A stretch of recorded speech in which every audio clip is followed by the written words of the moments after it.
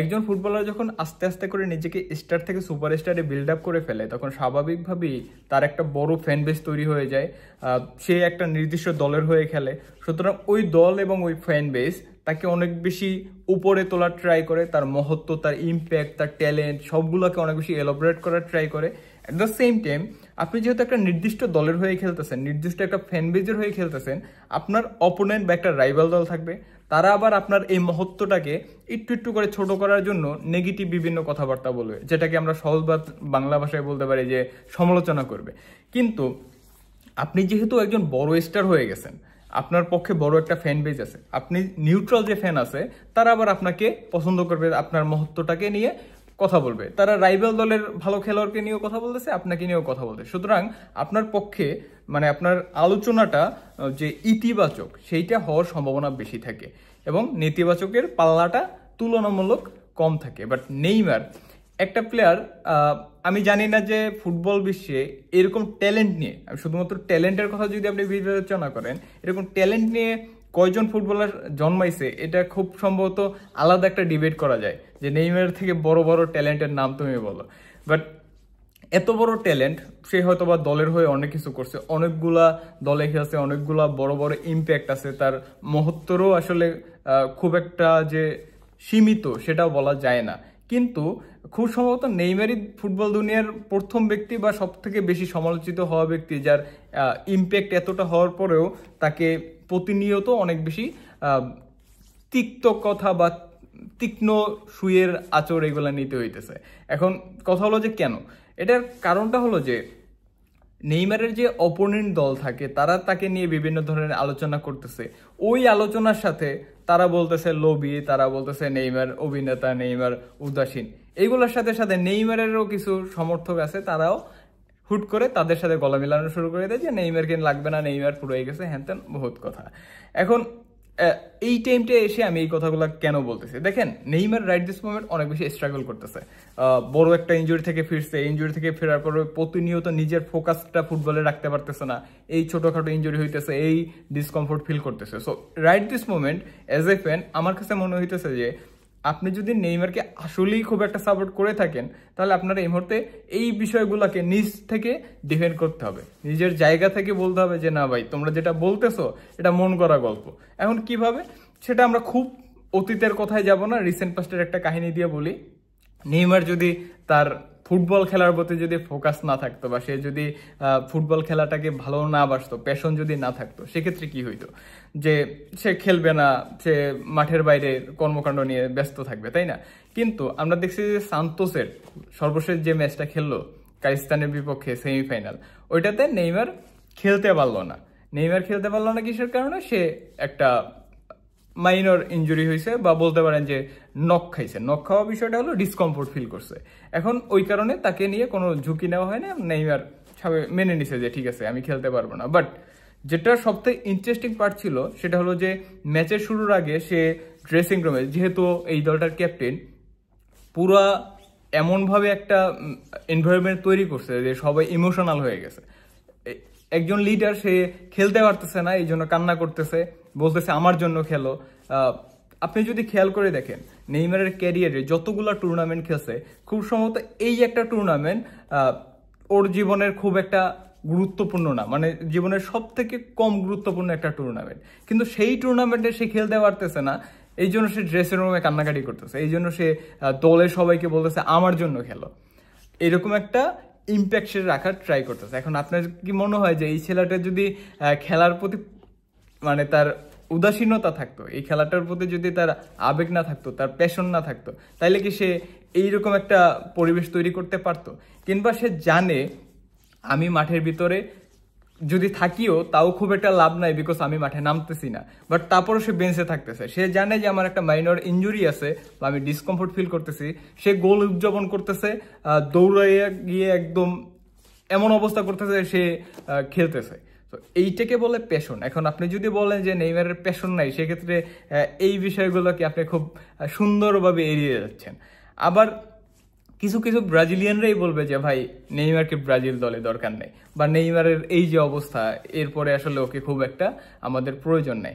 দেখেন নেইমার এই দলটাকে বা সান্তোসটাকে কত ভালোবাসে, এটা তো আপনি এই একটা উদাহরণ দিয়ে বুঝলেন যে সে এই দলটার জন্য কিরকম একটা সিনারিও তৈরি করতে পারে, নিজের কতটা সেরা দিতে পারে বা নিজে খেলতে পারতেছেন ওটা কতটা অনুতপ্ত হইতেছে।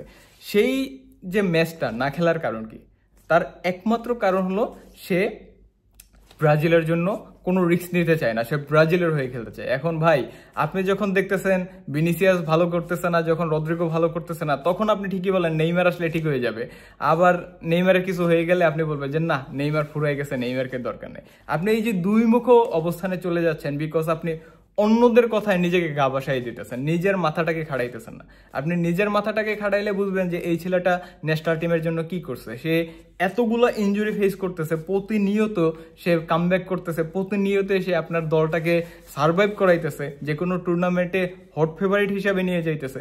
আপনি জানেন অন্য টিমের কোনো প্লেয়ার দিয়ে কাজ হইতেছে না, আপনি জানেন যে নেইমারই আমার শেষ ভরসা। আবার আপনি এই নেইমার যখন একটা ডিসকমফোর্ট ফিল করবে তখন বলবেন নেইমার পুরো হয়ে গেছে, নেইমারকে আমার দরকার নেই। আবার খুব সহজেই বলে যে নেইমার লোভী। ভাই নেইমার যদি লোভী হয়ে থাকতো তাহলে নেইমার তো নিজের মুখে বলছে যে রিয়াল মাদ্রিদ আমাকে ব্লাঙ্ক চেক দিয়ে বসেছিল, যে খালি চেক দিছি তোমারে, তুমি সাইন করে টাকা ইচ্ছে মতো বসাই নাও। তাহলে নেইমার কেন বার্সেলোনায় গেল? কেন সে ওই মুহূর্তে রিয়াল মাদ্রিদে গেল না? রিয়াল মাদ্রিদ কিন্তু ঠিক ওই সিজনেই গ্যারেথ বেলকে 100 মিলিয়নে সাইন করাইছে। বার্সেলোনা নেইমারকে সাইন করানোর জন্য প্রথমে 57 মিলিয়ন, পরও কিন্তু আদালতে গিয়ে দেখা গেল যেটা 88 মিলিয়নে কিনছে, মানে তারা জোড়াতালি দিয়ে নেইমারকে কিনছে। তারপরে নেইমার কেন বার্সেলোনায় গেল? কেন সে রিয়াল মাদ্রিদে গেল না? নেইমার যদি লোভী হয়ে থাকে তাহলে নেইমার কেন আল হিলালে থাকলো না? আল হিলাল সে চাইলেই থাকতে পারতো বিকজ তার সাথে কন্ট্রাক্ট ছিল। বাট নেইমার কি চিন্তা করছে যে ভাই আমি যদি এই আল হিলালে থাকি তাইলে আমি টাকা পাবো, ঠিক আছে, but in the of the day আমি ব্রাজিলের জন্য নিজেকে প্রিপেয়ার করতে পারবো না। এই কারণে সে কন্ট্রাক্ট ভেঙে দিছে, যত টাকা পাইতো সেগুলো সব ফিরাই দিয়ে আসছে। তারপরে সান্তোসে আসছে, নামমাত্র বেতনে খেলতেছে। সে এই যে ব্রাজিল লিগে চলে আসছে। এখন তো যদি আপনি হাইপের কথা বলেন, ব্রাজিল লিগে থেকে সৌদিতে থাকলে আপনি রেভিনিউ বেশি কামাইতে পারেন। সেক্ষেত্রে নেইমার যদি লোভী হয় তাহলে কেন সে সান্তোসে চলে আসছে? আবার আপনারা কিছু হলেই বলবেন যে নেইমার উদাসীন বা নেইমার তার ফিটনেস নিয়ে খুব একটা মানে ভাবে না। নেইমার যদি তার ফিটনেস নিয়ে না ভাবতো তাইলে ভাই এতগুলো ইনজুরি থেকে কিভাবে কামব্যাক করছে? আপনি খুব সহজেই বলে দিতে পারেন যে নেইমার অভিনেতা, নেইমার মাঠের ভিতরে পড়ে থাকে, কান্নাকাটি করে। ভাই আপনি যদি নিজের ফিটনেসটাকে ধরে রাখতে চান, আপনি বলেন যে রোনালদো এইভাবে নিজের ফিটনেস ধরে রাখছে 40 বছর বয়সে, মেসি 36-37 বছর বয়সে এরকম ফিট, মডরিচ এরকম ফিট, তাহলে ভাই নেইমার কেন ফিট থাকতে পারতেছে না? ভাই নেইমারের জায়গাটা যদি আপনি চিন্তা করেন যে আপনি নিজেকে ফিট রাখবেন, এই জন্য আপনাকে দুইটা জিনিস খুব ভালোভাবে মেনটেন করতে হবে। এক হলো ডায়েট আর এক হলো জিম। এখন আপনি যদি ইনজুরিতে পড়েন, ধরেন 1 বছর 6 মাস আপনি থাকলেন মাঠের বাইরে, আপনি ইনজুরির কারণে আপনি কোনো জিমই করতে পারেন না, আপনার খাবারের যে রুটিন ওইটা পুরোপুরি চেঞ্জ হয়ে গেছে। কারণ আপনি জানেন যে যখন কোনো ধরনের ইনজুরি হয় তখন তার পুরোপুরি খাবার চার্ট চেঞ্জ হয়ে যায়, তার ইনজেকশন নিতে হয়, ওই ইনজেকশনের একটা ইম্প্যাক্ট থাকে। ওই লড়াইগুলো আপনারা দেখেন না। আপনি দেখেন না যে 6 মাস সে মাঠের বাইরে ছিল, আপনি দেখছেন যে একটু বুড়ি বাড়ছে, বাস নেইমার ফিনিশ, নেইমার নিজেকে নিয়ে উদাসীন, সে গেম খেলুক, তারে মাঠে আনার দরকার নেই, মাঠে আসলে অভিনয় করবে। তো এই যে বিভিন্ন ধরনের কথাবার্তা আমরা বলি যে নেইমার উদাসীন, অভিনেতা, কি অভিনেতা? ভাই একটা ছেলে মাঠের ভিতরে আসতেই পারতেছে না, আবার ব্যথা পাইতেছে, আবারও চলে যেতেছে, আবার আপনার জন্য লড়াই করতেছে, আপনার দলকে ইম্প্যাক্ট রাখতেছে। আপনি রাইভালসের কথা ভুলে যান। আপনি নিজে একজন ব্রাজিল ফ্যান হয়ে কিভাবে বলেন যে এখন আমাদের অনেক স্টার এসে পড়ছে, নেইমারকে লাগবে না, আবার তখনই কি আপনি কান্নাকাটি শুরু করে দেন যখন আপনার ওই স্টাররা ভালো করতেছে না। সুতরাং আপনি যখন ফ্যান হইতেছেন আপনি আপনার জায়গায় থাকেন। আপনি নেইমারকে মানুষ কি বলতেছে এটা আপনার দেখার বিষয় নাই। তো আপনার দলের জন্য নেইমার কি করতেছে, আপনার দলে ফেরার জন্য নেইমার কি করতেছে, সে নিজের পছন্দের ক্লাবকে সেমিফাইনালে হইতে পারতো না যে ঠিক আছে ভাই আমি তো ডিসকমফোর্ট ফিল করতেছি, আমি তো স্কোয়াডে আছি, 1 গোলেই তো পিছিয়ে আছি, এমন তো না যে কারিস্তান 5টা দিয়ে দিছে আমাদের কোনো চান্স নেই, নামি না আমি লাস্ট 10 মিনিট দাঁড়াই দাঁড়াই কিছু চান্স ক্রিয়েট করি, আমি অল্প সময় খেলি। ও যদি বলতো কোচকে মানা করতে পারতো না। বা নেইমার ওই রিস্কটা নিতে চায় না, ও চাইছে ব্রাজিলকে ডেলিভার করতে। দেখেন প্যাশনের জায়গা থেকে ক্লাবের জন্য যেটা করতেছে ইটস প্যাশন, আবার ও ভালোবাসার জায়গা থেকে বা দলের জন্য যা করতেছে সেটা যদি আপনি ব্রাজিলের জন্য খেয়াল করেন, সেক্ষেত্রে এইটাকে বলবেন লোভী, এটাকে বলবেন যে সে অভিনেতা, এটাকে বলবেন সে ফোকাস নাই, সে বোনের জন্মদিন উদযাপন করতে গিয়ে ইনজুর্ড হয়। এইগুলো যদি আপনারা বলে থাকেন তাহলে আমি বলবো যে আপনার আসলে মানসিক ডাক্তারের কাছে যাওয়া উচিত। আর যদি আপনি মনে করে থাকেন যে না আপনি ভুল করছেন, তাহলে আপনি ঠিক পথে আছেন এবং ওই পথটাকেই বেছে নেন। নিজের প্লেয়ার, আমি বলতেছি না যে নেইমার, আপনি যদি রোনালদো ফ্যান ভাই, রোনালদো এখন হয়তো তার পিক ফর্মে নাই, তার হয়তো ওয়ার্ল্ড কাপ খেলবে কি খেলবে না, মেসি খেলবে কি খেলবে না, ইট ডাজন্ট ম্যাটার ভাই। আপনি আপনার জায়গায় ঠিক আছেন কিনা, আপনার দলটাকে আপনার খেলোয়াড়কে ঠিক মতো সাপোর্ট করতে পারতেছেন কিনা, দ্যাটস ইট, দ্যাটস আপনার বিজনেস ওইখানেই ডান। এর বাইরে গিয়ে আপনাকে ওই অন্যের কথায় নাচানাচি বন্ধ করা উচিত। তো এই ছিল হয়তোবা একটা কথা, অনেক বেশি গোছানো না, অনেক বেশি না, বাট আমার কাছে মনে হয়েছে যে এটা আমাদের শেয়ার করা উচিত, because as a fan Neymar যেহেতু স্ট্রাগল করতেছে, নেইমারকে সাপোর্ট করাটা আমাদের এই মুহূর্তে একটা ম্যান্ডেটরি দায়িত্ব হয়ে দাঁড়াইছে। সো এই ছিল আলোচনা। সবাই ভালো থাকবেন, সুস্থ থাকবেন, আল্লাহ হাফেজ।